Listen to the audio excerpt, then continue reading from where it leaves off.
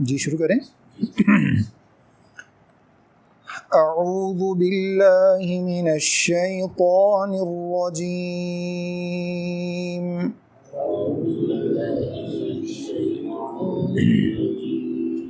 बिस्मिल्लाहिर रहमानिर रहीम।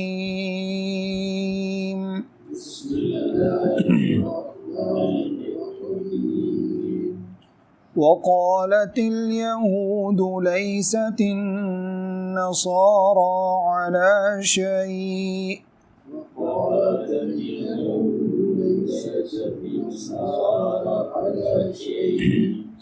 वक़ालतिन नसारा लैसतिल यहूदु अला शै'इन वहुम यत्लूनल किताब।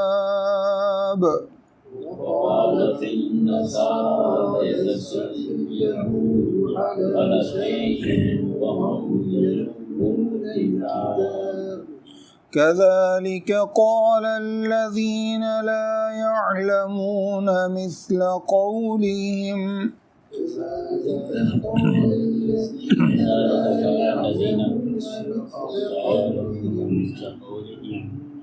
فالله يحكم بينهم يوم القيامة فيما كانوا فيه يختلفون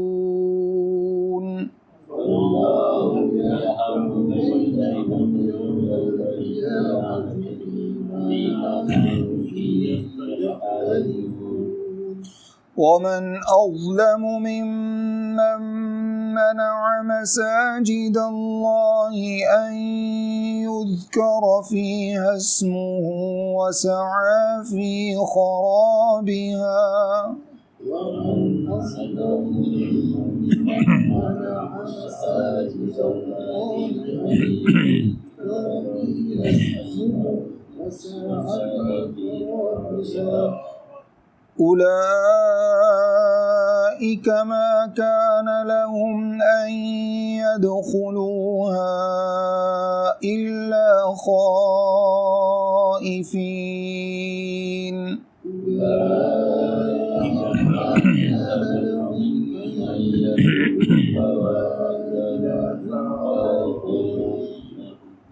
لهم في الدنيا خزي ولهم في الآخرة عذاب عظيم لهم في الدنيا خزي ولهم في الآخرة عذاب عظيم ولله المشرق والمغرب فأينما تولوا فثم وجه الله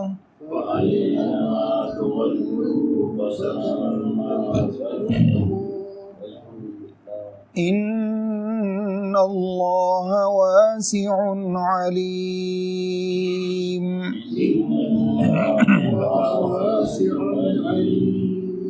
صدق الله العظيم أعوذ بالله من الشيطان الرجيم بسم الله الرحمن الرحيم الحمد لله رب العالمين والصلاة والسلام على سيد المرسلين وعلى آله وصحبه أجمعين أما بعد وقالت اليهود ليست النصارى على شيء और यहूद ने इस बात का दावा किया, उन्होंने ये कहा कि ईसाई किसी भी चीज़ के ऊपर नहीं है, मतलब किसी भी दीन पर नहीं है। वक़ालत नसारा, और ईसाइयों ने ये बात कही, नसारा ईसाइयों को कहा जाता है, ईसाइयों ने ये बात कही लैसतिल यहूद अला शै, कि यहूद किसी भी दीन पर नहीं है। वहुम यतलून अल किताब, और हालांकि ये दोनों गिरोह ही किताब को पढ़ते हैं, जो ईसाइयों पर नाजिल की गई वो ईसाई पढ़ते हैं, जो यहूद की तरफ भेजी गई उसको यहूद पढ़ते हैं। कज़ालिक क़ाल अल्लज़ीना ला यअलमून मिस्ल क़ौलिहिम, इसी तरह की बात उन लोगों ने भी कही जो कुछ भी नहीं जानते थे, इन्हीं के मिसल जैसे इन दोनों गिरोहों ने कहा। फ़ल्लाहु यहकुमु बैनहुम यौमल क़ियामति फ़ीमा कानू फ़ीही यख्तलिफ़ून, यकीनन अल्लाह रब्बुल इज़्ज़त ही फ़ैसला फरमाएंगे इन लोगों के दरमियान क़यामत वाले दिन हर उस चीज़ में जिसमें ये इख्तिलाफ़ करते हैं। اس آیت کریمہ میں اللہ رب العزت نے یہود اور نصارہ کے حوالے سے یہ بات ارشاد فرمائی کہ یہود عیسائیوں کے دین کی نفی کرتے ہیں، عیسائی یہود کے دین کی نفی کرتے ہیں، حالانکہ تورات کے اندر اللہ رب العزت نے عیسیٰ علیہ السلام کی تصدیق فرمائی، اور انجیل کے اندر اللہ رب العزت نے موسیٰ علیہ السلام کی تصدیق فرمائی۔ اب تورات یہود پڑھتے ہیں تو انجیل نصارہ اور عیسائی پڑھتے ہیں، اور اس کے اندر انبیاء کے بارے میں خاص طور پر موسیٰ علیہ السلام کے بارے میں عیسائی اور عیسیٰ علیہ السلام کے بارے میں یہودی اپنی اپنی کتابوں میں پڑھ چکے ہیں۔ اللہ رب العزت نے جو بات ارشاد فرمائی ہے وہ ہم یتلون الکتاب، حالانکہ وہ علم رکھتے ہیں، وہ جانتے بھی ہیں کہ اللہ رب العزت نے موسیٰ علیہ السلام کو نبی بنا کر بھیجا۔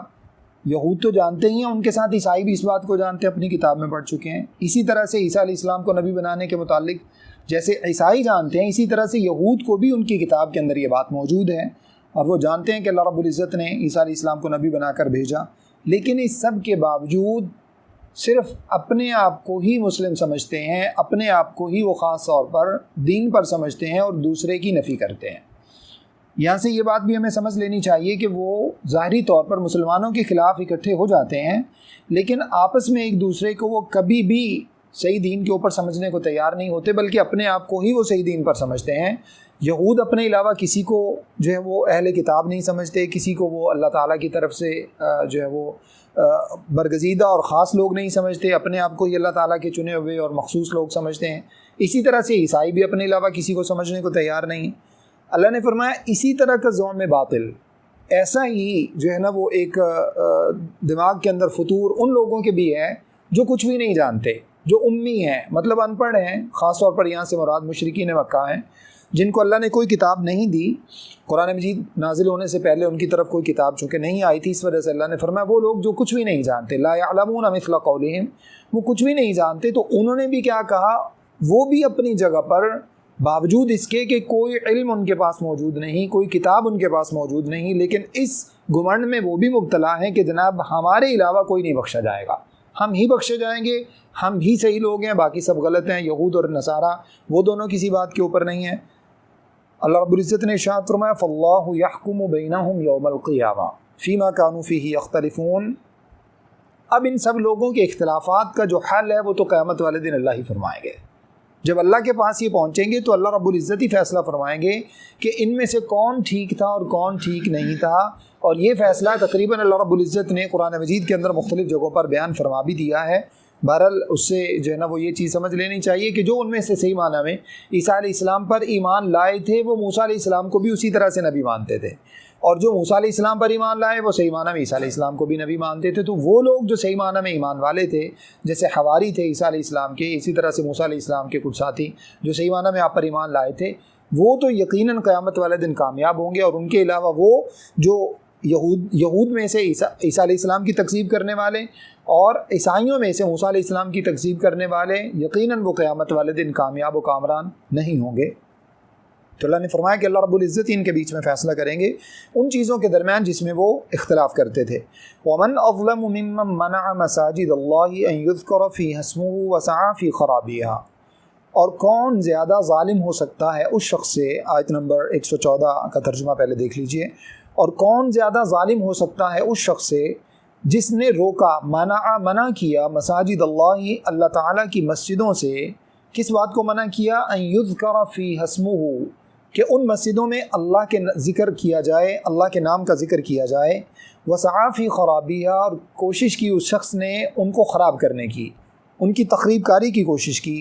اولئک ما کان لہم ان یدخلوہا الا خائفین، یہی وہ لوگ ہیں ان کو چاہیے کہ جب یہ داخل ہوں اس مسجد میں، خاص طور پر مسجد حرام کی طرف اشارہ، مسجد حرام میں جب داخل ہوں تو ان کو ڈرتے جھجکتے داخل ہونا چاہیے۔ یہ اصل میں ظاہری طور پر ایک خبر ہے، لیکن اس سے جو ہے نا وہ اللہ رب العزت نے لوگوں کو ایک یوں سمجھیں کہ ایک دھمکی ان لوگوں کو دی ہے کہ اب تمہیں ذرا سوچ سمجھ کر مسجد حرام کی طرف داخل ہونا چاہیے۔ لہم فی الدنیا خزی ولہم فی الآخرۃ عذاب عظیم، یہی وہ لوگ ہیں جن کے لیے دنیا کے اندر بھی رسوائی ہے اور آخرت میں بھی اللہ رب العزت نے ان کے لیے بہت بڑا عذاب تیار کر رکھا ہے۔ یہ کون لوگ ہیں جنہوں نے اللہ تعالیٰ کی مسجدوں میں جانے سے روکا اور اللہ تعالیٰ کی مسجدوں میں اللہ تعالیٰ کے ذکر کیے جانے کو روکا؟ اس سے مراد یا تو وہ عیسائی ہیں جنہوں نے روم کے بادشاہ کے ساتھ مل کر یہود کو بیت المقدس میں داخل ہونے سے روکا اور ان کے لیے عبادت کرنا مشکل بنا دیا. یا اسی طرح سے اس سے مراد جیسا کہ ابن کثیر وغیرہ رحمہ اللہ انہوں نے کہا ہے کہ اس سے مراد مشرکین مکہ ہیں جنہوں نے رسول اللہ صلی اللہ علیہ وسلم کو بیت اللہ میں عبادت کرنے سے روکا اور آپ صلی اللہ علیہ وسلم کو مکہ چھوڑنے پر مجبور کر دیا. آپ صلی اللہ علیہ وسلم کو ہجرت کرنا پڑی. بہرحال دونوں اسباب جو ہو سکتے ہیں اس آیت کی شان نزول میں دونوں چیزیں ہو سکتی ہیں. وہ لوگ بھی مراد اس سے یہ کہ ہر وہ شخص جو اللہ تعالیٰ کی مسجدوں میں لوگوں کو جانے سے روکتا ہے.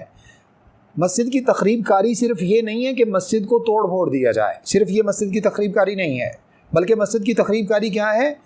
منع مساجد اللہ ان یذکر فیہا اسمہ وسعی فی خرابیہا. مسجد کو آباد نہ کیا جانا, مسجد کو آباد کرنے سے لوگوں کو روکنا, لوگوں کو منع کرنا. اللہ تعالیٰ کا نام وہاں پر اگر پڑھا جاتا ہے, لیا جاتا ہے, تو ان لوگوں کو مسجدوں میں جانے سے روکنا, یہ بھی مسجدوں کی تخریب کاری ہے. اور اللہ نے فرمایا کہ ایسے لوگوں سے بڑھ کر کوئی ظالم نہیں ہو سکتا جو اللہ کی مسجدوں کو توڑنے کی کوشش کرتے ہیں یا مسجدوں کو اس طرح سے اس انداز سے تخریب کاری کرنے کی کوشش کرتے ہیں. اس سے مراد وہ لوگ بھی ہو سکتے ہیں خاص شان نزول جن کے حوالے سے مشرکین مکہ ہوں یا وہ روم کے عیسائی ہوں, یا اس سے مراد تمام وہ لوگ ہو سکتے ہیں جو اللہ تعالیٰ کے ذکر کو روکیں, جو مسجدوں کو خراب کرنے کی کوشش کریں, مسجدوں کے حوالے سے مشکلات پیدا کرنے کی کوشش کریں. اس کے بعد اللہ نے ارشاد فرمایا کہ یہی وہ لوگ ہیں, خاص طور پہ یہ بات مشرکین مکہ کے حوالے سے بظاہر خبر کی مانند ہے لیکن حقیقت میں اس سے مراد ایک دھمکی ہے جو اللہ رب العزت نے فرمایا کہ اب مشرکین کو چاہیے کہ وہ مسجد حرام میں ذرا سوچ سمجھ کر داخل ہوں, ڈرتے ہوئے داخل ہوں. اس کی وجہ یہ ہے کہ جس طرح کا سلسلہ یہ لوگ اس سے پہلے کر چکے ہیں, اب اللہ رب العزت اس سے بعض مفسرین نے کہا کہ اللہ رب العزت نے مسلمانوں کو خوشخبری عطا فرمائی کہ اب اگرچہ آپ لوگ کچھ مشکل میں ہیں لیکن ان قریب وہ وقت آنے والا ہے جب آپ اللہ رب العزت آپ کو فتح دیں گے اور پھر یہ مشرکین مکہ ان کے اوپر جو ہے وہ مسجد حرام میں داخل ہونا بھی مشکل ہو جائے گا. جیسا کہ اس کے بعد ہوا بھی 8 ہجری میں جب مکہ فتح ہو گیا تو اللہ کے نبی صلی اللہ علیہ وسلم نے قبیلوں کے ساتھ فرمایا کہ جن کے ساتھ جو معاہدے ہیں جتنے وقت کے لیے اتنے وقت کے بعد وہ لوگ وہاں سے نکل جائیں. اور اس کے بعد آپ صلی اللہ علیہ وسلم نے لوگوں کو جو ہے وہ ننگے طواف کرنے سے منع کر دیا. یہ سب چیزیں رسول اللہ صلی اللہ علیہ وسلم نے ان کو منع کر دی. مشرکین مکہ پر پھر اللہ رب العزت نے باقاعدہ سورۃ توبہ کے اندر حکم موجود ہے. اب اللہ نے فرمایا کہ اب جو ہے نا وہ کوئی مشرکین میں سے کوئی مسجد حرام میں داخل نہ ہو. اب ان لوگوں کے لیے سلسلہ ختم کر دیا گیا. تو یہ کچھ ہی عرصے کے بعد جو ہے وہ اللہ تعالیٰ کی طرف سے یہ پیشین گوئی جو تھی وہ پوری ہو گئی اور اللہ تعالیٰ کی طرف سے جو خوشخبری تھی وہ واقعتاً پوری ہو گئی. اب اللہ نے فرمایا کہ وہ لوگ جو اللہ کی مسجدوں کو آباد کرنے سے روکتے ہیں, منع کرتے ہیں اللہ تعالیٰ کا نام ذکر کیے جانے سے, اللہ نے فرمایا ان کے لیے دنیا کے اندر بھی رسوائی ہے اور قیامت والے دن اللہ رب العزت نے ان کے لیے بہت بڑا عذاب تیار کر رکھا ہے. مطلب وہ لوگ جو دین کے اندر رکاوٹ پیدا کرنے کی کوشش کرتے ہیں. اب اس سے ایک تو یہ چیز مراد ہوگی جو میں نے آپ کے سامنے ذکر کی مسجدوں میں داخل ہونے کے حوالے سے.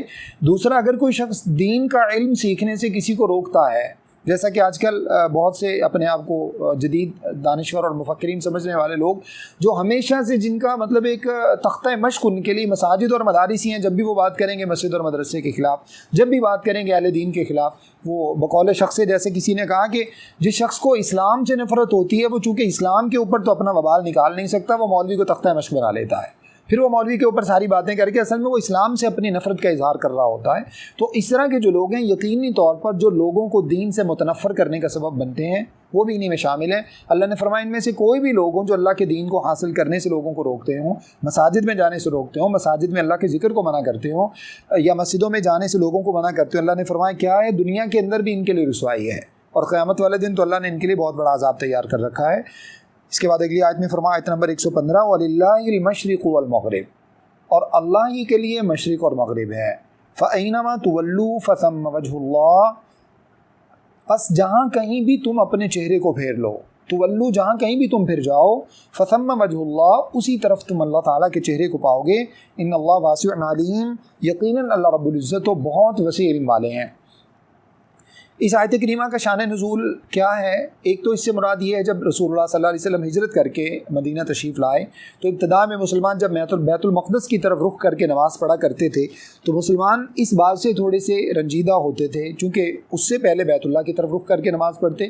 اتفاق سے جب مکہ میں تھے تو وہاں پر کوئی چونکہ مشکل نہیں تھی, اور مدینہ میں آنے کے بعد جو ہے وہ اب صورتحال کچھ اس طرح سے ہو گئی کہ اگر بیت اللہ کو اپنے سامنے کرتے ہیں تو بیت المقدس دوسری طرف پڑتا ہے, اور اگر بیت المقدس کی طرف رخ کرتے ہیں تو بیت بیت اللہ پیچھے پڑتا ہے۔ اس وجہ سے اس مشکل سے جو ہے نا وہ مسلمان دوچار تھے، اور اکثر آپ صلی اللہ علیہ وسلم بھی، جیسے اگلے پارے میں ہم جا کر پڑھیں گے، اللہ نے فرمایا قد نرا تقلب وجهك في السماء فلنولینک قبلۃ ترضاها۔ اے اللہ کے نبی صلی اللہ علیہ وسلم، آپ کا بار بار آپ کے چہرے کا آسمان کی طرف اٹھنا ہمیں معلوم ہے، ہم نے اس بات کو دیکھا ہے، اور ہم عنقریب آپ کو اس بات کا حکم دے دیں گے کہ آپ اپنے چہرہ مبارک کو بیت اللہ کی طرف پھیر لیجئے۔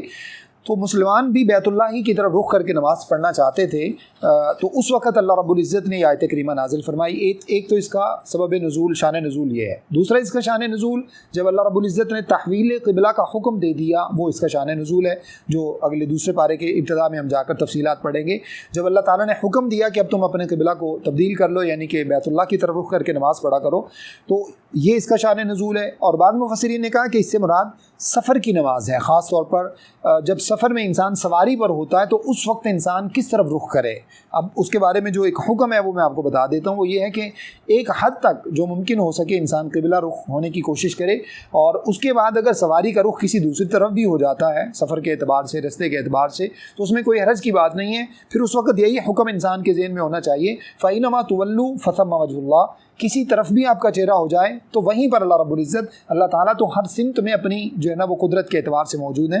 تو اس وجہ سے اللہ نے فرمایا کہ جہاں کہیں بھی تم اپنا چہرہ کر لو وہیں پر تم اللہ کو پاؤ گے۔ تو یہ تمام کے تمام جو شان نزول میں نے آپ کے سامنے ذکر کیے ہیں وہ سب بھی اس آیت کا سبب ہو سکتے ہیں، جیسا کہ اکثر جو ہے نا وہ مفسرین یہ بیان کرتے ہیں کہ ایک آیت جو ہے نا وہ کئی اسباب کے پیش نظر اللہ تعالیٰ کی طرف سے ایک ہی حکم نازل ہو جاتا ہے، تو وہ سب کے لیے کافی ہو جاتا ہے۔ اس کے بعد آیت نمبر 116 اللہ فرماتے ہیں وَقَالُوا اتَّخَذَ اللَّهُ وَلَدًا سُبْحَانَهُ، اور ان لوگوں نے کہا اللہ تعالیٰ نے اولاد پکڑی ہے۔ یہ اس طرح کے دعویٰ جو ہیں وہ کن لوگوں نے کیے؟ عیسائیوں نے بھی کیا، یہودیوں نے بھی کیا، اور مشرکین مکہ نے بھی کیا۔ سب نے اللہ تعالیٰ کی اولاد ثابت کرنے کی کوشش کی۔ اللہ فرماتے ہیں سبحانہ، وہ ذات تو اس سے پاک ہے، اس کو کیا ضرورت ہے کہ وہ اپنے لیے اولاد بنائے۔ بل لہ ما فی السماوات والارض، بلکہ جو کچھ بھی آسمان و زمین میں ہے وہ سب کچھ اسی کا تو ہے۔ کل لہ قانتون، ہر چیز اللہ تعالیٰ کے لیے ہی فرما بردار ہے۔ جتنے بھی انسان ہیں، جتنے بھی حیوان ہیں، جتنی بھی دنیا کے اندر، کائنات کے اندر جتنی بھی مخلوقات پائی جاتی ہیں، چاہے وہ ان کا تعلق جانداروں سے ہو یا غیر جانداروں سے ہو، چونکہ پتھروں کے بارے میں ہم اس سے پہلے پڑھ چکے ہیں، آگے جا کر ہم درختوں کے بارے میں پڑھیں گے، سائے کے بارے میں پڑھیں گے، ہر چیز اللہ رب العزت کی تسبیح بیان کرتی ہے۔ جب ہر چیز اسی کے حکم کے تابع ہے، وہ جس چیز کے بارے میں جو بھی فیصلہ فرما دیتا ہے ہر چیز اسی کے لیے ہے، تو اس کو کیا ضرورت ہے اولاد پکڑنے کی۔ اگلی آیت بھی اسی سے متعلق ہے، پڑھ لیجیے بدیع السماوات والارض۔ بدیع کا معنی ہوتا ہے ابتدا سے پیدا کرنے والا آسمان و زمین کو۔ آیت نمبر 117 بدیع السماوات والارض، ابتدا سے آسمان و زمین کو پیدا کرنے والا۔ وَإِذَا قَضَىٰ أَمْرًا، اور جب وہ فیصلہ فرما لیتا ہے کسی بات کا، فَإِنَّمَا يَقُولُ لَهُ كُن فَيَكُونُ، تو بے شک اللہ رب العزت صرف یہ فرماتے ہیں کن، ہو جا، اور وہ کام فیکون، وہ کام ہو جاتا ہے۔ جو اللہ تعالیٰ اتنے وسیع اختیارات کا مالک ہے، جو انسان کی سوچ سے بھی باہر ہے، انسان کی عقل، انسان کا علم اس بات کا احاطہ نہیں کر سکتا۔ اللہ نے فرمایا نا وَلَا يُحِيطُونَ بِشَيْءٍ مِّنْ عِلْمِهِ إِلَّا بِمَا شَاءَ، اللہ تعالیٰ کے علم کا کوئی احاطہ نہیں کر سکتا، کسی کے بس کی بات نہیں ہے، کسی کے عقل اور شعور میں وہ علم نہیں آ سکتا جو اللہ رب العزت کے پاس موجود ہے۔ اتنی اعلیٰ اور عرفہ علم اللہ رب العزت کے پاس موجود ہے۔ تو اللہ رب العزت نے فرمایا کہ وہ ذات جس نے آسمان و زمین کو اس وقت پیدا کیا جب ان کا کوئی وجود نہیں تھا، یعنی ایک چیز کو بالکل نئے سرے سے پیدا کرنا جب اس کا وجود ہی نہ ہو، مطلب بنی ہوئی چیز کو دوبارہ سے بنانا، اس کے ماڈل کو سامنے رکھتے ہوئے، یہ تو قدرے آسان ہوتا ہے۔ ایک چیز انسان کے سامنے ایک ماڈل اور ایک نمونہ ہوتا ہے، لیکن اتنا بڑا آسمان جس کی ماہیت کو آج بھی انسانی عقل اس کا ادراک نہیں کر سکی، کون سے وہ ستون اور پلرز ہیں جن کی بنیاد پر یہ آسمان کھڑا ہوا ہے، اور انسان زمین کے اوپر رہتے ہوئے اپنے آپ کو کتنا سیکیور محسوس کرتا ہے، کتنا سیکیور محسوس کرتا ہے انسان اپنے آپ کو زمین پہ، جو اللہ تعالیٰ نے ایک بچھونے کی مانند ہمارے لیے بنا دی ہے، جو سورہ بقرہ کی ابتدا میں بھی ہم نے پڑھا تھا، اور آسمان کو ایک چھت کی مانند اللہ رب العزت نے بنا دیا ہے، تو کتنا اپنے آپ کو محفوظ سمجھتا ہے انسان۔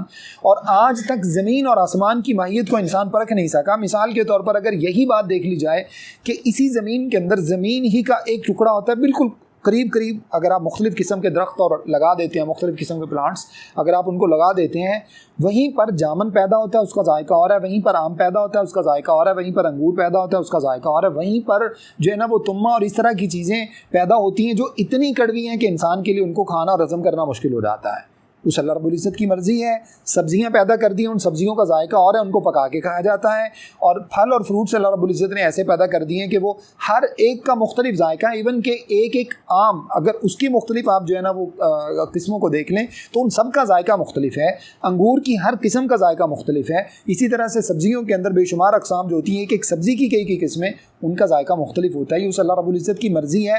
آج تک کوئی جان سکا ہے کہ اس زمین کے اندر کون سے وہ کیمیکلز موجود ہیں جو کیمیکلز ان پودوں کے اندر، پلانٹس کے اندر منتقل ہو جاتے ہیں اور اس کی وجہ سے وہ ذائقے پیدا ہو جاتے ہیں؟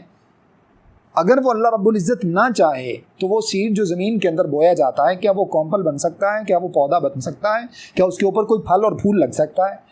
آج تک انسان ان باتوں کا ادراک نہیں کر سکا۔ ظاہری طور پر کچھ مشاہدات، کچھ تجربات کرنے کے بعد انسان سمجھتا ہے کہ میں پتہ نہیں ترقی کی کون سی منازل پہ پہنچ گیا۔ وہ اللہ رب العزت جس زمین کو منع کر دے کسی بھی چیز کو اگانے سے، کائنات کی کوئی طاقت اس زمین کے اندر یہ طاقت پیدا نہیں کر سکتی کہ وہ جو ہے نا وہ زمین کچھ اگانے کے قابل ہو جائے۔ اس اللہ رب العزت کی مرضی کی بات ہے۔ اور جس زمین کو اللہ رب العزت جو ہے نا وہ ایسی بنا دے کہ اس کے اندر جو ہے نا وہ سیرابی والی کہ ہر چیز اس کے اندر آسانی سے اگ جاتی ہے، وہاں پر کوئی دنیا کی طاقت اس زمین کو اگانے سے روک نہیں سکتی۔ اگر آپ اور کچھ نہیں لگائیں گے تو وہاں پر خودرو بوٹیاں، جھاڑیاں، یہ سب چیزیں وہاں پر پیدا ہو جائیں گی۔ اس اللہ رب العزت کی مرضی کی بات ہے۔ ہم کئی سال بارش کو ترستے رہے، اسی کراچی کے اندر ہی ہم نے دیکھا، بارش کو ہم ترستے رہے، بارش کے جو ہے نا وہ چند قطرات تک موجود نہیں تھے، ہم بادلوں کو ترس جاتے تھے، اور اللہ رب العزت کی جب مرضی ہوئی تو اس نے جو ہے نا وہ کئی ہفتوں کے لیے جل تھل کر دیا۔ یہ اس اللہ رب العزت کے کائنات کے راز ہیں جن کو کوئی نہیں سمجھ سکا۔ تو اللہ رب العزت نے فرمایا کہ وہ اللہ جو اتنے بڑے اقتدار کا مالک ہے، اتنے بڑے اختیارات کا مالک ہے، جس کے لیے آسمان و زمین کی بادشاہت ہے، آسمان و زمین کا مالک وہ تنہا ہے، اس کے ساتھ کوئی شریک نہیں ہے۔ ہر چیز آسمان و زمین کے اندر کوئی جو بھی چیز موجود ہے، ایون کہ دیکھیں ایک مسلمان تو اللہ رب العزت کا فرما بردار ہوتا ہے، اس کو ہونا بھی چاہیے۔ یہ یقینی طور پر مسلمان کی سعادت ہے کہ اللہ رب العزت نے اس کو اپنی فرما برداری کا طریقہ سکھا دیا، ورنہ جو مالک مجھے اور آپ کو پیدا کرنے والا ہے، اگر ہم اس کی فرما برداری نہ کریں تو اس سے بڑھ کر بدبختی کیا ہو سکتی ہے کہ جو ہمارا کریٹر ہو، جو ہمارا مالک اور خالق ہو، اسی کے سامنے انسان جو ہے نا وہ کھڑا ہو جائے۔ اس کی مثال اگرچہ اللہ تعالیٰ کے ساتھ تو نہیں دی جا سکتی، لیکن یوں سمجھ لیجئے کہ انسان کا بیٹا انسان کے منہ کو آ جائے تو اس سے بڑی بدبختی اس بچے کے لیے کیا ہو سکتی ہے۔ اسی طرح سے اللہ تعالیٰ کے بندے ہو کر اللہ رب العزت کے خلاف اگر کھڑے ہو جائیں، کفر کے اوپر ڈٹ جائیں، تو ان انسانوں کی اس سے بڑی بدبختی اور کیا ہو سکتی ہے۔ لیکن مسلمان سے ہٹ کر ایک کافر بھی اللہ رب العزت کے جو تکوینی احکام ہیں ان کے سامنے مجبور ہے اللہ کی بات ماننے پر۔ وہ اللہ رب العزت کے دین کو قبول نہیں کرتا، یہاں پر وہ ڈٹائی کا مظاہرہ کرتا ہے، باوجود جو ہے نا وہ کائنات کے اندر ایسے دلائل دیکھنے کے، بہت سے ایسے واقعات، عبرتناک واقعات دیکھتا ہے، اس سب کے باوجود وہ اللہ رب العزت کا ہمیشہ انکار کرتا ہے، اس کے بھیجے ہوئے دین کا انکار کرتا ہے۔ بیماری کو آنے سے روک سکتا ہے اپنے پاس؟ جب بیماری اس کے پاس آتی ہے، اس کے جسم پر حملہ آور ہوتی ہے، تو کیا وہ بیماری کو روک سکتا ہے؟ یہ اللہ تعالیٰ کے تکوینی احکام ہیں۔ اگر بارش سے اس کے گھر کو نقصان پہنچنا اللہ نے اس کے مقدر میں لکھ دیا تو اسے وہ اپنے آپ کو روک سکتا ہے؟ اتنا بڑا جاپان کے اندر کچھ عرصہ پہلے جو سونامی آیا، تو کیا جاپان والے اس کو روک سکے؟ امریکہ کے اندر کئی مرتبہ اس طرح کے جو ہے نا وہ سیلاب اور اس طرح کے طوفان آتے رہتے ہیں، کیا وہ روک سکتے ہیں؟ اللہ تعالیٰ کے ان تکوینی احکام سے اپنے آپ کو بچا سکتے ہیں؟ مجبور ہیں اللہ رب العزت کے حکم کے سامنے۔ اور جب اللہ تعالیٰ ان میں سے کسی کی موت کا فیصلہ فرما لیتے ہیں، جب بھی جس کا وقت لکھا ہوتا ہے، آج تک کوئی کافر، یہ تو چھوٹے موٹے کافر تو کوئی معنی ہی نہیں رکھتے، فرعون جو اپنے آپ کو لوگوں کے سامنے کہتا تھا انا ربکم الاعلی، میں تمہارا سب سے بڑا مالک ہوں، میں تمہارا سب سے بڑا معبود ہوں، کیا وہ اپنے آپ کو موت سے بچا سکا، غرق ہونے سے بچا سکا؟ اللہ کے سامنے کائنات کی ہر چیز، چاہے وہ اس کو مانتی ہے یا نہیں مانتی، چاہے وہ اس اللہ رب العزت کو خالق و مالک سمجھتا ہے کوئی شخص یا نہیں سمجھتا، اللہ کے احکام کے سامنے مجبور ہے۔ اللہ رب العزت کے احکام کا ماننا اس کے اوپر لازم ہے۔ اگر فرما برداری کی طرف وہ نہیں آتا، تکوینی احکام کو مان کر قیامت والے دن جب وہ پہنچے گا تو نافرمانوں میں لکھا جائے گا، قیامت والے دن ناکام اور نامراد لوگوں میں لکھا جائے گا۔ اور اگر فرما برداری کی سعادت نصیب ہو جائے، جو اس وقت مجھے اور آپ کو نصیب ہے، اللہ تعالیٰ ہمیں اس کو غنیمت سمجھنے کی توفیق عطا فرمائے، اور دین کے اوپر اللہ رب العزت ہم سب کو استقامت نصیب فرمائے۔ اس سے بڑھ کر دنیا کے اندر انسان کے لیے کوئی سعادت کی بات نہیں ہے کہ انسان کو اللہ رب العزت نے پیدا کیا، پھر اس کے بعد اللہ نے مسلمان بنا دیا، اور مسلمان بنانے کے بعد اللہ نے دین کی سمجھ دے دی۔ اس سے بڑھ کر انسان کے لیے کوئی سعادت کی بات نہیں ہے، کوئی خوش بختی کی بات نہیں ہے۔ اس سعادت کو ہمیں اپنے طور پر ہمیشہ سے اس بات پر اللہ کا شاکر رہنا چاہیے، اللہ کا شکر ادا کرنا چاہیے، اور اس بات کے اوپر اللہ تعالیٰ سے ہمیشہ ثابت قدمی کی دعا کرنی چاہیے کہ اللہ رب العزت تیرا احسان اور تیرا لاکھ شکر ہے کہ تو نے ہمیں دین کی سمجھ دی۔ تو اللہ رب العزت ہمارے دل کو، ہمارے جو ہے نا وہ ہمارے مطلب کمی کوتاہی جو ہمارے ساتھ ہو جاتی ہے، آزمائشیں آتی ہیں، ان آزمائشوں کے اندر اللہ رب العزت ہمیں ثابت قدمی عطا فرما، تاکہ دین کے بارے میں ہمارے جو ارادے ہیں، ہماری جو سوچیں ہیں، ہمارا جو ایمان ہے وہ متزلزل نہ ہو۔ تو اس وجہ سے اللہ رب العزت نے فرمایا جو اتنے اختیارات کا مالک ہے اس کو اولاد بنانے کی کیا ضرورت ہے اپنے لیے؟ وہ کیوں اپنے لیے اولاد بنائے گا؟ اولاد تو انسان سوچتا ہے کہ میرا چونکہ ناقص سوچ کا مالک ہے، انسان کے پاس جتنے بھی اختیارات ہیں وہ سب کے سب ناقص ہیں، وہ سب فنا ہونے والے ہیں، وہ ہمیشہ کے نہیں ہیں، وہ عارضی ہیں۔ اس وجہ سے انسان اپنے لیے وارث کی سوچتا ہے۔ اللہ رب العزت کو وارث کی کیا ضرورت ہے؟ اس کے جتنے بھی اختیارات ہیں سب دائمی ہیں۔ جب انسان کائنات یہ کچھ بھی نہیں تھا وہ تو تب بھی مالک تھا، اور جب یہ انسان کائنات سب کچھ ختم ہو جائے گا جیسا کہ قرآن میں موجود ہے، وہ تب بھی مالک ہوگا۔ اس کی ملکیت میں، اس کی ملوکیت میں کوئی ایک ذرے کے برابر کوئی فرق نہیں آ سکتا۔ کائنات کے سارے لوگ، صحیح حدیث میں موجود ہے، رسول اللہ صلی اللہ علیہ وسلم فرماتے ہیں، اللہ رب العزت نے یہ بات ارشاد فرمائی، اس کو حدیث قدسی کہا جاتا ہے۔ اللہ رب العزت نے فرمایا، اے جنوں اور انسانوں کی جماعت، تم سارے کے سارے مل جاؤ، پہلے بھی مل جائیں، پچھلے بھی مل جائیں، یعنی جب سے اللہ رب العزت نے انسانوں اور جنوں کو پیدا کیا تب سے لے کر قیامت تک آنے والے تمام جن اور انسان مل جائیں، اور سب کے سب مل کر اللہ رب العزت کی فرما برداری کرنا شروع کر دیں۔ اللہ نے فرمایا کہ میری بادشاہت کے اندر ایک ذرے کے برابر بھی تم کچھ اضافہ نہیں کر سکتے ہو۔ اور اسی طرح سے دوسرے الفاظ میں اسی حدیث کے اندر موجود ہے، اللہ رب العزت نے فرمایا کہ اے جنوں اور انسانوں کی جماعت، تم سب کے سب، پچھلے اگلے جتنے بھی سب لوگ دنیا کے اندر موجود ہیں، جو چلے گئے ہیں، جو آنے والے ہیں، قیامت تک کے جن اور انسان، سب کے سب مل جاؤ اور سب کے سب مل کر اللہ رب العزت کی نافرمانی کرنا شروع کر دو۔ اللہ رب العزت نے فرمایا کہ اس کی بادشاہت میں ایک ذرے کے برابر کوئی فرق نہیں پڑتا۔ اور اس کے بعد اللہ رب العزت نے فرمایا حدیث قدسی میں، اے انسانوں اور جنوں کی جماعت، تم اگلے پچھلے سب مل جاؤ اور اس کے بعد سب مل کر مجھ سے سوالات کرنا شروع کر دو، مجھ سے مانگنا شروع کر دو۔ جتنی بھی خواہشیں انسانوں کے دلوں میں آ سکتی ہیں، جنوں کے دلوں میں آ سکتی ہیں، وہ سب کے سب مانگنا شروع کر دیں۔ اللہ فرماتے ہیں میں تمام لوگوں کی تمام خواہشات کو پورا کر دوں، تو میرے خزانوں میں اتنی بھی کمی نہیں آتی جتنا جب سوئی کو سمندر میں ڈبویا جائے تو اس کے ناکے سے پانی کا قطرہ لگتا ہے۔ پانی کا پورا قطرہ سوئی کے ساتھ نہیں لگتا، اس میں سے پانی پھسل جاتا ہے، بہت چھوٹا سا جو ہے نا وہ ایک ڈراپ آف واٹر جو ہے وہ پانی کے ساتھ لگا رہ جاتا ہے، سارے کا سارا پانی گر جاتا ہے۔ اللہ فرماتے ہیں اتنی بھی کمی نہیں آتی۔ یہ مثال صرف مجھے اور آپ کو سمجھانے کے لیے دی ہے، ورنہ اس کے خزانوں کا تو کوئی شمار ہی نہیں ہے۔ تو آپ بتائیے، جو اتنے وسیع خزانوں کا مالک ہو، اس کو میری اور آپ کی عبادتوں کی ضرورت نہیں ہے۔ اسی حدیث میں اللہ رب العزت نے آگے ارشاد فرمایا، اے انسانوں کی جماعت اور اے جنوں کی جماعت، یہ سارے کے سارے تمہارے اعمال ہیں جو تم کر رہے ہو، انما احصی لکم، اللہ فرماتے ہیں کما قال علیہ السلام، فرمائے کہ میں تمہارے اعمال کو صرف شمار کر کے رکھتا ہوں۔ فمن وجد خیرا فلیحمد اللہ، اب قیامت والے دن اگر کوئی اپنا نامہ اعمال اچھا پاتا ہے، اپنے نامہ اعمال میں بھلائی پاتا ہے تو اللہ تعالیٰ کا شکر ادا کرے۔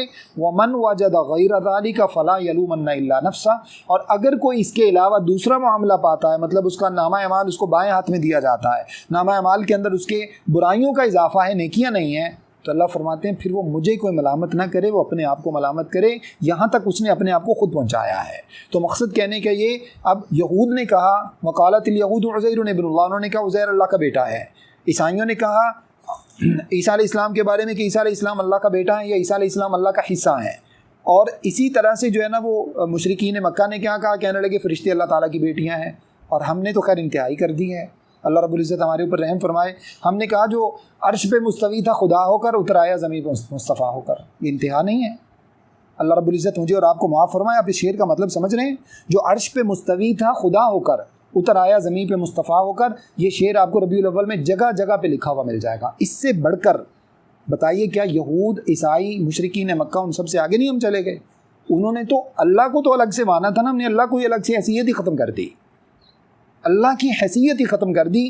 کتابوں کے اندر یہ چیز موجود ہے، اتفاق سے آج ہی میں کسی صاحب کی گفتگو سن رہا تھا، وہ جو ہے نا وہ احمد رضا کا نام لے کر یہ بات کر رہے تھے کہ انہوں نے اپنی کتابوں میں لکھا ہے کہ محمد رسول اللہ صلی اللہ علیہ وسلم کو اللہ نے تمام کے تمام اختیارات کا مالک بنا کر بھیجا ہے۔ بتائیے ہم یہود اور نصارہ سے آگے نہیں چلے گئے؟ ان سے آگے چلے گئے نا. انہوں نے تو اللہ تعالیٰ کا عیسیٰ علیہ السلام کو, عیسائیوں نے عزیر علیہ السلام کو, یہودیوں نے اللہ کا صرف بیٹا قرار دیا تھا, اور ہم نے تو محمد صلی اللہ علیہ وسلم کو اللہ ہی قرار دے دیا. ہم نے تو یہی کہہ دیا نا کہ جو عرش پہ مستوی تھا خدا ہو کر اتر آیا زمین پہ مصطفیٰ ہو کر, یعنی وہ اور وہ بس ایک ہی ہے. اور ایون کہ اللہ رب العزت ہمارے حال پہ رحم فرمائے, اللہ تعالیٰ ہمیں تصوف سے محفوظ فرمائے. ہمیشہ یہ دعا کیا کہ اللہ ہمیں تصوف سے محفوظ فرمائے. صوفیوں نے تو انتہا کر دی. کئی صوفیوں کے اقوال آپ پڑھیں گے, جنید بغدادی ہو گئے, دیگر ادھر ادھر کے لوگ ہو گئے, کیا کہتے ہیں جی جب میں نے اپنے آپ کو دیکھا تو بس مجھے اپنے آپ میں ہی اللہ نظر آ گیا, تو میں نے پھر اپنی عبادت شروع کر دی. استغفر اللہ, اللہ رب العزت میں ان سے محفوظ فرمائے. رسول اللہ صلی اللہ علیہ وسلم نے 23 سال نبوت ملنے کے بعد آپ صلی اللہ علیہ وسلم نے نبوت کا پرچار کیا. آپ صلی اللہ علیہ وسلم کو اپنے اندر اللہ نظر نہیں آیا. آپ صلی اللہ علیہ وسلم طائف میں جا کر پتھر کھاتے رہے. آپ صلی اللہ علیہ وسلم جہاد کرتے رہے. 27 غزوات میں رسول اللہ صلی اللہ علیہ وسلم نے حصہ لیا. آپ صلی اللہ علیہ وسلم اتنی تکالیف برداشت کرتے رہے, جا کے جو ہے نا وہ بیعت, خاص طور پہ جو بیعت رضوان تھی, اس موقع پر رسول اللہ صلی اللہ علیہ وسلم صحابہ سے ہاتھ کے اوپر ہاتھ رکھ کر, عثمان غنی رضی اللہ عنہ کی طرف سے اپنا ہاتھ رکھ کر آپ صلی اللہ علیہ وسلم جو ہے نا وہ جان اللہ کی راہ میں قربان کرنے کی وہاں پر بیعت لیتے ہیں صحابہ کرام سے. آپ صلی اللہ علیہ وسلم کو اپنے اندر اللہ نظر نہیں آیا. یہ سب کا سب دھوکہ ہے اپنے آپ کو عبادت سے جی چرانے کے لیے, کچھ بھی نہیں ہے, صرف اپنے آپ کو جو ہے نا وہ عبادت سے جی چرانا ہے کسی بھی طریقے سے. اللہ رب العزت ہمارے حال پہ رحم فرمائے. یہ کوئی دین نہیں ہے, یہ دین نہیں ہے, یہ دھوکہ ہے. جیسے وہ کہتے ہیں نا کہ عمل سے فارغ ہوا مسلمان بنا کے تقدیر کا بہانہ, خبر نہیں کیا نام ہے اس کا, خدا فریبی کہ خود فریبی. عمل سے فارغ ہوا مسلمان بنا کے تقدیر کا بہانہ. تو یہ صرف بہانے اپنے آپ کو عبادت سے چھڑانے کے, جس کی وجہ سے جناب مختلف قسم کے چلے کاٹے جا رہے ہیں, مختلف قسم کی جو ہے نا وہ ایسی چیزیں کی جا رہی ہیں جو عیسائیوں کے اندر تھیں وہ مسلمانوں کے اندر آ گئی صوفیت کے نام پر. ورنہ یہ کوئی دین نہیں ہے. دین وہی ہے جو عمل کی دعوت دیتا ہے. دین وہ ہے جو آپ کو لوگوں کے ساتھ تعلقات رکھنے کا حکم دیتا ہے, لوگوں سے تعلقات توڑنے کا حکم نہیں دیتا. رسول اللہ صلی اللہ علیہ وسلم کے سامنے چند صحابہ کرام تشریف لائے. انہوں نے عرض کیا اللہ کے رسول صلی اللہ علیہ وسلم, پہلے آپ صلی اللہ علیہ وسلم کی معمولات اور آپ کی عبادت سے متعلق پوچھا. آپ صلی اللہ علیہ وسلم کیسے عبادت کرتے ہیں. ازواج مطہرات نے آپ صلی اللہ علیہ وسلم کی عبادت سے متعلق ان کو بتایا. اور اس کے بعد یہ سب پوچھنے کے بعد کہنے لگے چونکہ اللہ کے رسول صلی اللہ علیہ وسلم کو تو سب کچھ اللہ رب العزت نے بخش دیا ہے, اس کے باوجود اللہ کے نبی صلی اللہ علیہ وسلم اتنی عبادت کرتے ہیں, تو پھر ہمیں تو بہت عبادت کرنی چاہیے. اب ان سب میں سے کیا کہا, ایک شخص کہنے لگا میں تو آج کے بعد کبھی بھی ساری رات نہیں سوؤں گا, مطلب ہر رات میں جا کے عبادت کیا کروں گا. دوسروں میں سے کہنے لگا کہ میں تو ساری زندگی روزہ ہی رکھا کروں گا, میں کبھی روزہ ترک نہیں کروں گا. تیسرا کہنے لگا میں کبھی شادی نہیں کروں گا, ہمیشہ اسی طرح سے ہی رہوں گا اور اللہ تعالیٰ کی عبادت کرتا رہوں گا. آپ صلی اللہ علیہ وسلم نے ان کی یہ باتیں سن لی. جب آپ صلی اللہ علیہ وسلم نے باتیں سنی, فوراً آپ صلی اللہ علیہ وسلم تشریف لائے. وہ یہ باتیں کر کے باہر کو جا رہے تھے, تو آپ صلی اللہ علیہ وسلم نے فرمایا ان کو طلب کرو, ان کو بلاؤ ذرا. جب ان کو بلایا گیا تو آپ صلی اللہ علیہ وسلم نے ارشاد فرمایا کہ کیا تم نے اس طرح سے یہ باتیں کہی ہیں. ان سب نے اقرار کیا اللہ کے رسول صلی اللہ علیہ وسلم ہم نے کہی ہیں, اور ہمارے ذہن میں یہ تھا کہ آپ تو اللہ تعالیٰ کی طرف سے بخشے بخشائیں, اس کے باوجود آپ اتنی عبادت کرتے ہیں, تو ہمیں تو بہت عبادت کی ضرورت ہوگی. اللہ کے رسول صلی اللہ علیہ وسلم نے جو مختلف قسم کے الفاظ ارشاد فرمایا لوگوں یہ باتیں یاد رکھ لو. میں اللہ کا نبی ہونے کے باوجود فرمایا میں راتوں کو سوتا بھی ہوں, میں عبادت بھی کرتا ہوں, میں روزے بھی رکھتا ہوں, اور اسی طرح سے فرمایا کہ میں روزہ چھوڑتا بھی ہوں, مطلب کبھی رکھتا ہوں کبھی چھوڑتا ہوں, اور فرمایا کہ میں نے شادیاں بھی کر رکھی ہیں. اسی طرح سے دوسری حدیث کے اندر آپ صلی اللہ علیہ وسلم کے الفاظ موجود ہیں. ارشاد فرمایا ولی زوری کا علیہ کا حق, تمہارے مہمان کا تمہارے اوپر حق ہے. ولی جسدی کا علیہ کا حق, تمہارے جسم کا تمہارے اوپر حق ہے. ولی زوجی کا علیہ کا حق, تمہاری بیوی کا شوہر کے اوپر, شوہر کا بیوی کے اوپر فرمایا حق ہے. ان سب حقوق سے تم جان نہیں چھڑا سکتے, ان سے اپنا پیچھا نہیں چھڑا سکتے. یہ سب تمہارے اوپر لازم ہے ان حقوق کی ادائیگی قیامت والے دن, ورنہ حقوق والے لوگ کھڑے ہو جائیں گے تمہارے سامنے. مہمان اپنے حقوق کا مطالبہ کرے گا, تمہارا جسم اپنے حقوق کا مطالبہ کرے گا. تو اسی طرح اللہ کے نبی صلی اللہ علیہ وسلم کے صحابی نے اجازت چاہی, اللہ کے رسول میں روزہ رکھنے کی بہت زیادہ طاقت رکھتا ہوں. تو آپ صلی اللہ علیہ وسلم نے ان کو ہفتے کے 2 روزے بتا دیے. اس نے کہا اللہ کے رسول اور زیادہ طاقت رکھتا ہوں. آپ نے فرمایا مہینے کے 3 اور شامل کر لو. اس نے کہا اللہ کے رسول اور زیادہ طاقت رکھتا ہوں. آپ نے فرمایا سیام داؤد رکھ لیا کرو, داؤد علیہ السلام کا روزہ, 1 دن روزہ 1 دن چھٹی, 1 دن روزہ 1 دن چھٹی. کہنے لگا اللہ کے رسول صلی اللہ علیہ وسلم میں اور زیادہ طاقت رکھتا ہوں. آپ نے فرمایا اس سے زیادہ اجازت ہی نہیں ہے. اب آپ مجھے بتائیے, تصوف جو لوگ کہتے ہیں کہ 12 سال جنگل میں رہے, یہ کون سا دین ہے؟ 12 سال کنویں میں لٹکے رہے, یہ کون سا دین ہے بھائی؟ رسول اللہ صلی اللہ علیہ وسلم نے تو ایک دن بھی ایسا نہیں کیا. اللہ کے رسول صلی اللہ علیہ وسلم نے تو 23 سال آپ کے پوری کی پوری احادیث کی کتابوں کے اندر موجود ہے. سب اللہ نے فرمایا لقد کان لکم فی رسول اللہ اسوۃ حسنہ. چونکہ وہ تمہارے لیے بہترین نمونہ ہے آپ کی زندگی، اس وجہ سے اللہ نے پوری زندگی کو محفوظ کر دیا۔ کچھ قرآن میں موجود ہے، کچھ حدیث کے اندر موجود ہے، ایک لمحہ بھی رسول اللہ صلی اللہ علیہ وسلم کا ایسا نہیں ہے زندگی کا جو ہماری آنکھوں سے آج اوجھل ہو۔ جب ایک لمحہ بھی ایسا نہیں ہے تو پھر آپ مجھے بتائیے کہ کوئی ایک لمحہ جو اللہ کے رسول صلی اللہ علیہ وسلم نے اکیلے میں جا کر کبھی جنگل میں گزارا ہو، ایک بھی آپ کو لمحہ ایسا نظر نہیں آئے گا۔ ہمیشہ آپ کو رسول اللہ صلی اللہ علیہ وسلم کہاں نظر آئیں گے؟ مسجد نبوی میں بیٹھے صحابہ کے مسائل سن رہے ہیں، کبھی باہر غزوات کے اندر صحابہ کرام کے ساتھ سب سے آگے شریک موجود ہیں، کبھی آپ صلی اللہ علیہ وسلم جو ہے نا وہ سفر تجارت کے اندر موجود ہیں، کبھی آپ صلی اللہ علیہ وسلم گھر میں ازواج مطہرات کے ساتھ موجود ہیں۔ پوری زندگی اللہ رب العزت نے فرمایا سب کی سب تمہارے لیے بہترین نمونہ ہے۔ تو عرض کرنے کا مقصد یہ ہے کہ دین عمل کا نام ہے، بدعملی کا نام دین نہیں ہے۔ جیسا کہ آج کل وہ کچھ موسمی لوگوں نے آج سے ان کے دین کی ابتدا ہو رہی ہے، 10 دن چلے گا، پھر اس کے بعد چھٹی، پھر 40 دن کے بعد پھر دین ہوگا۔ اللہ رب العزت رحم فرمائے پورا سال نہ نماز، نہ روزہ، نہ حج، نہ زکوٰۃ، کچھ بھی نہیں۔ اس طرح کا دین اللہ رب العزت نے نہ دیا ہے، نہ رسول اللہ صلی اللہ علیہ وسلم نے ایسا دین ہمیں سکھایا ہے۔ تو اس وجہ سے ہمیں وہ دین لینا چاہیے جو اللہ اور اس کے رسول صلی اللہ علیہ وسلم نے دیا ہے۔ اللہ سے دعا ہے کہ اللہ رب العزت جو کچھ میں نے آپ کے سامنے بیان کیا مجھے اور آپ سب کو سمجھنے، عمل کرنے اور آگے پہنچانے کی توفیق عطا فرمائے۔ استغفر اللہ لی ولکم ولسائر المسلمین۔